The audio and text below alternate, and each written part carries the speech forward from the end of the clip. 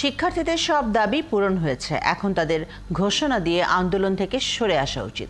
রংপুরে সাম্প্রতিক আন্দোলনের সময় ক্ষতিগ্রস্ত এলাকা ঘুরে দেখার পর এক মতবিনিময় সভায় একথা বলেন স্বরাষ্ট্রমন্ত্রী আসাদুজ্জামান খান কামাল। তিনি বলেন, এখনও সহিংসতার শঙ্কা রয়েছে, তাই আওয়ামী লীগ নেতাকর্মী এবং জনপ্রতিনিধিদের সর্বোচ্চ সতর্ক থাকা দরকার। শাহ বাজিদ আহমেদের প্রতিবেদনটি দেখুন। কোটা ব্যবস্থা সংস্কারের দাবি তুলে আন্দোলনের নামে ছাত্রছাত্রীরা তাদের আন্দোলন শুরুতে অহিংস থাকলেও শেষে তাদের সমর্থনে মাঠে নামে বিএনপি জামাত। শুরু হয় অগ্নিসংযোগ, ভাঙচুর, বিপর্যস্ত হয় উত্তর জনপদের শহর রংপুর।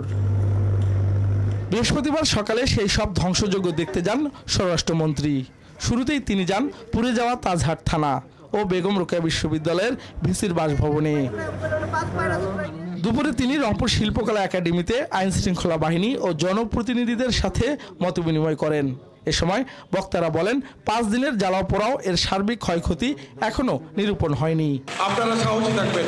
অত্যাচারী বা নাশকতাকারীদের সংখ্যা আপাতভাবে খুব বেশি মনে হলেও শান্তিপ্রিয় মানুষের সংখ্যা তার থেকে অনেক বেশি।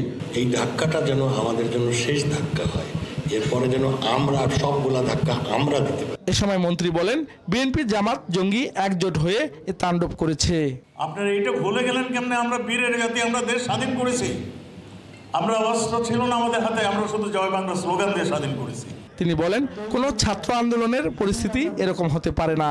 আন্দোলনের সব দাবি পূরণ হয়ে গেছে, এখন একটি গোষ্ঠীর নিয়ন্ত্রণে চলে যাওয়ার আগেই তাদের আন্দোলন থেকে সরে আসা উচিত।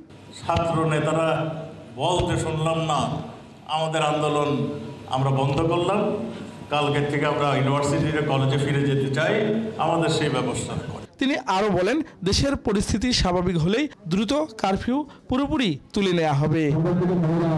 শাহ বাজিদ আহমেদ, ৭১, রংপুর।